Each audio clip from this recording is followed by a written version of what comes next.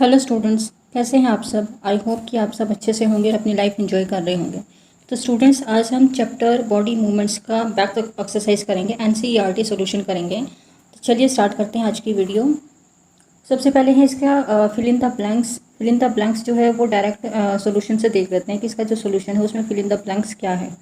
First आपका है क्या है कि the joints of the bones help in the movement of the body. ठीक है, ये आपने जो मूवमेंट है ये आपका फिल इन द ब्लैंक में आएगा।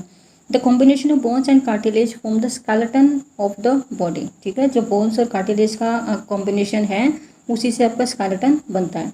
The bones of the elbow are joint by hinge joint. ठीक है, एल्बो में जो जॉइंट होता है वो कौन सा होता है, हिंज जॉइंट होता है। मैंने आपको चैप्टर में भी बहुत अच्छे से करवाया है। देन द कॉन्ट्रैक्शन एंड, यहाँ पर आपका रिलैक्सेशन आएगा एंड के बाद। The contraction and relaxation of muscles pulls the bone during the movement. ये भी मैंने आपको बहुत अच्छे से बताया है कि जब हमारी बॉडी में मूवमेंट होती है तो वहाँ पर जो मसल्स होती हैं वो पेयरिंग में हेल्प वर्क करती हैं, और वो पेयरिंग में जब वो वर्क करेंगी तो उससे जो बोन्स है, बोन्स को पुल मिलता है, पुल करती है वो बोन को, जिससे कि हमारी बॉडी में मूवमेंट होती है। ठीक है, अब उसके बाद आपका नेक्स्ट क्वेश्चन है ट्रू फॉल्स। ट्रू फॉल्स हम यहाँ से देख लेते हैं, वहाँ पे स्टेटमेंट नहीं दे रखी। तो ट्रू फॉल्स में क्या कहते हैं, the movement and locomotion of all animals is exactly the same. अभी मैंने चैप्टर में भी आपको बताया था कि जो एनिमल्स डिफरेंट डिफरेंट एनिमल्स में की मूवमेंट अलग अलग होती है। अभी जो लास्ट आपका टॉपिक था वो यही था, जेट ऑफ एनिमल्स की डिफरेंट डिफरेंट एनिमल्स में मूवमेंट अलग अलग होती है। तो ये फॉल्स हो गया। ठीक है, इसमें सेम बोल रखा है ना, तो सेम तो होती नहीं, अलग अलग होती है। The cartilage are harder than bones. ये बिल्कुल गलत है कि जो कार्टिलेज होता है वो बोन्स के कंपैरिजन में सॉफ्ट होता है। ठीक है, वो इजीली बेंड हो सकता है। जैसे आपका नोज टिप में कार्टिलेज होता है, ईयर में कार्टिलेज होता है, तो वो ईजिली बेंड हो जाता है। The finger bones do not have joint. ऐसा होता है कि अगर हमारी फिंगर में जॉइंट ना हो तो हम फिंगर को मोड़ पाएंगे, नहीं मोड़ पाएंगे ना, तो फिंगर में जॉइंट्स होते हैं। ये भी आपका फॉल्स हो गया। ठीक है, then the forearm has two bones. ये जो फोर आर्म होती है, जो आपकी फ्रंट जो आर्म होती है, जो आगे वाली बाजू है, उसमें दो बोन्स होती है। हाँ, दो बोन्स होती हैं, और जो आपकी पीछे वाली आर्म होती है उसमें एक बोन होती है। ठीक है, तो cockroach have the outer skeleton. Cockroach में आउटर स्केलेटन होता है, ये हमने लास्ट टॉपिक में भी रीड किया है, तो ये भी सही है। ठीक है, तो आपके जो तीन जो स्टेटमेंट है वो फॉल्स हैं। ठीक है, और जो टू स्टेटमेंट है वो आपकी ट्रू है। ठीक है, देन इसके बाद है मैच द कॉलम।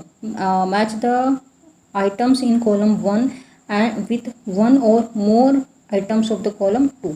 ये हम वहाँ से देख लेते हैं, आंसर में से देख लेते हैं डायरेक्ट। जो कॉलम 1 और कॉलम 2 है उसकी मैचिंग है। जैसे अपर जॉ है, अपर जॉ में क्या है, इट इज़ इमूवेबल जॉइंट। सही है ये। ठीक है, इसको इसके साथ आपने मैच करना है। फिश में क्या है, फिश है फिन्स। फिन्स होती है फिश में, और इनकी जो बॉडी है वो स्ट्रीमलाइंड होती है। ठीक है, जो रिब्स होती है वो प्रोटेक्ट द हार्ट। ठीक है, ये चैप्टर में मैंने आपको बहुत अच्छे से करवाया।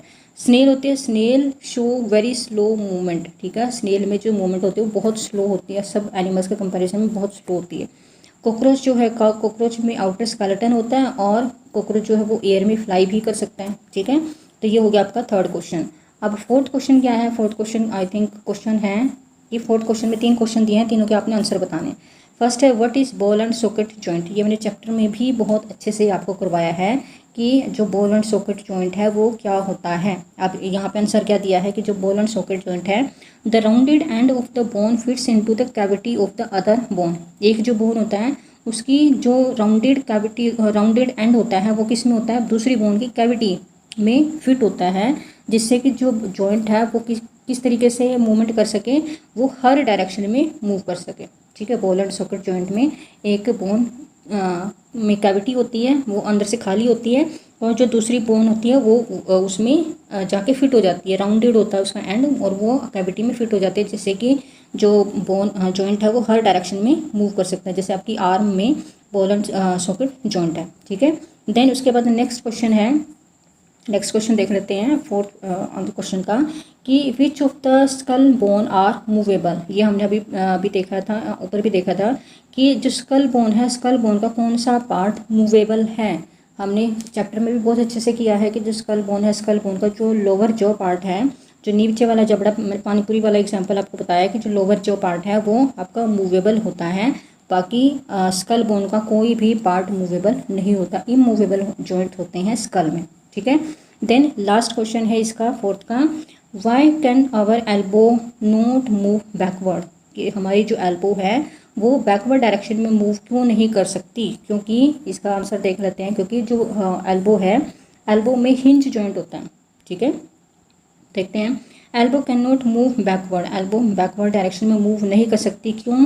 क्योंकि इट हैज़ हिंज जॉइंट, इसमें हिंज जॉइंट होता है which allow only back and forth movement, जो कि सिर्फ फ्रंट की साइड में उसको मूव करने में हेल्प करता है। कि हमारी जो एल्बो है, ऐसा तो नहीं कि वो पीछे की तरफ मुड़ जाए, ऐसा तो नहीं। किसी की जो एल्बो है, जैसे हमारे गेट में हिंज जॉइंट होता है, जैसे हमारे गेट में हिंजेस होते हैं, ठीक है, वो हिंज किस डायरेक्शन में मूव करते हैं कि वो सिर्फ एक ही डायरेक्शन में उसको जो गेट होता है हमारा, वो अंदर की साइड ही खुलते हैं। बाहर की तरफ तो वो आजकल आ रहे हैं गेट ऐसे भी, लेकिन बहुत कम होते हैं, और ज़्यादातर जो मेन जो गेट होते हैं वो अंदर की साइड ही खुलते हैं। क्यों? क्योंकि वहाँ पर जो हिंजेस होते हैं वो हिंजेस की तरह ही हमारे एल्बो में और नी में हिंज जॉइंट होता है, जो कि उनको बैक और फोर्थ मूवमेंट में हेल्प करता है। वो बैकवर्ड डायरेक्शन में मूव नहीं कर सकते। ठीक है, तो ये हो गई इस चैप्टर की फुल एक्सरसाइज क्वेश्चंस।